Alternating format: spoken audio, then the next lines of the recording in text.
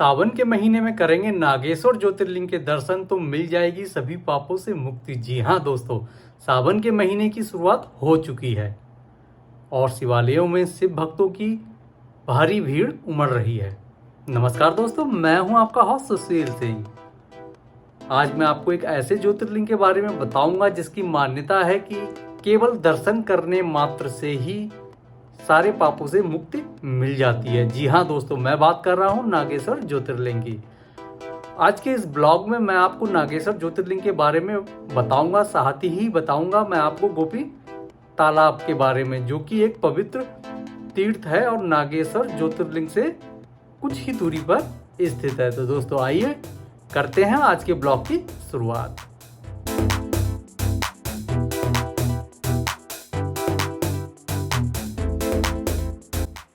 Now we will move towards Gopi Talab Tirtham. It is approx 20 km from Okha jetty. हम half an hour में यह distance तय कर लेंगे। गोपी तालाब तीर्थ लगभग 5000 वर्ष पुराना तीर्थ है। गोपी तालाब की तरफ जाने के लिए इस प्रवेश द्वार का यूज किया जाता है। इस द्वार से बाहर निकलते ही सामने की तरफ गोपी तालाब दिखाई देता है, जिसे गोपी घाट के नाम से भी जाना जाता है। गोपी तालाब तीर्थ के बारे में ऐसा माना जाता है कि भगवान श्री कृष्ण यहाँ गोपियों के साथ रासलीला खेला करते थे। इस तालाब के किनारे की मिट्टी नरम है और पीले रंग की है, जिसे गोपी चंदन कहा जाता है, जिसका उपयोग तिलक लगाने के लिए आज भी किया जाता है। मंदिर परिसर के पास ही और भी अनेक मंदिर उपस्थित हैं। यहाँ आकर आपको बहुत अच्छा लगेगा।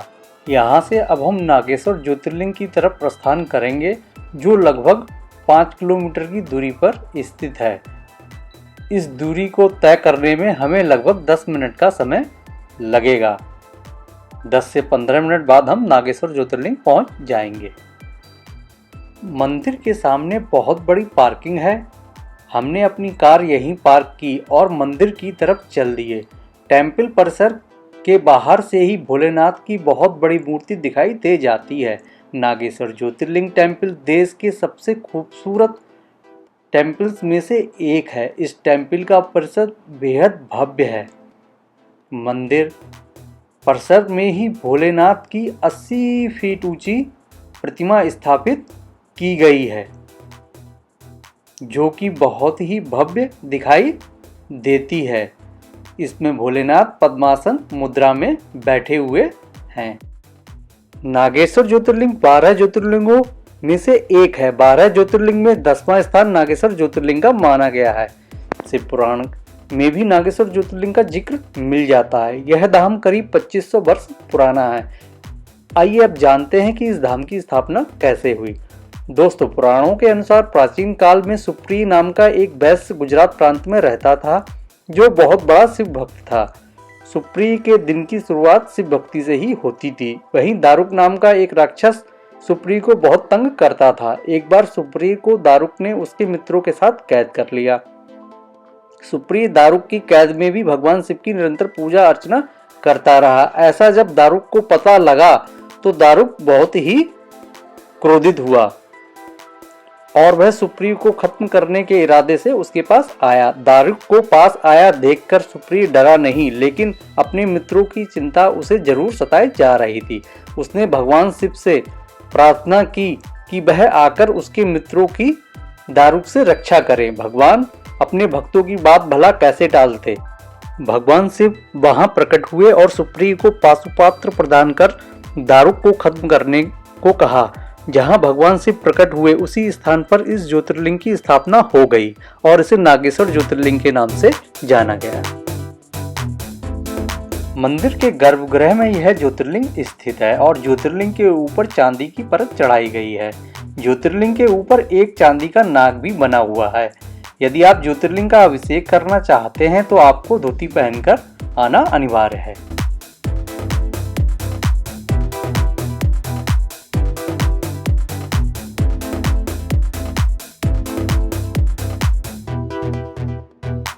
सावन के महीने में नागेश्वर ज्योतिर्लिंग में भक्तों की भारी भीड़ रहती है, खासकर सावन के सोमवार को।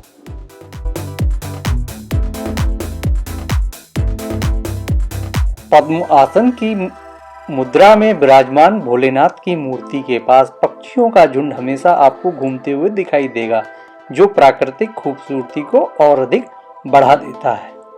सूर्यास्त के समय भोलेनाथ की प्रतिमा इस तरह दिखाई देती है।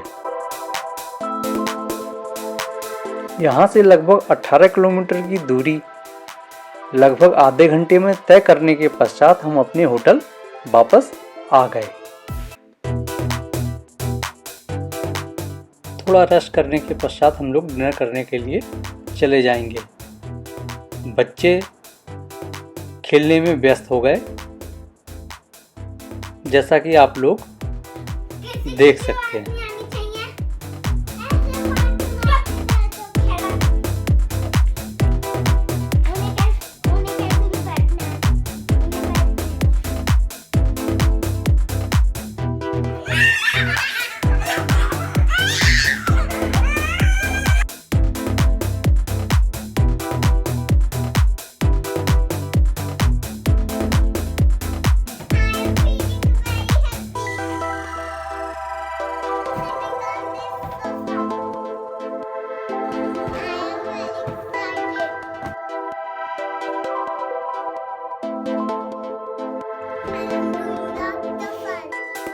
दोस्तों, आप लोग ज़रूर बताइएगा कि आपको आज का यह एपिसोड कैसा लगा। हमेशा की तरह मैं आपके कमेंट्स का इंतजार करूंगा। अभी के लिए आपके होस्ट का आपको नमस्कार। कीमती समय निकालकर वीडियो देखने के लिए आपका बहुत बहुत धन्यवाद।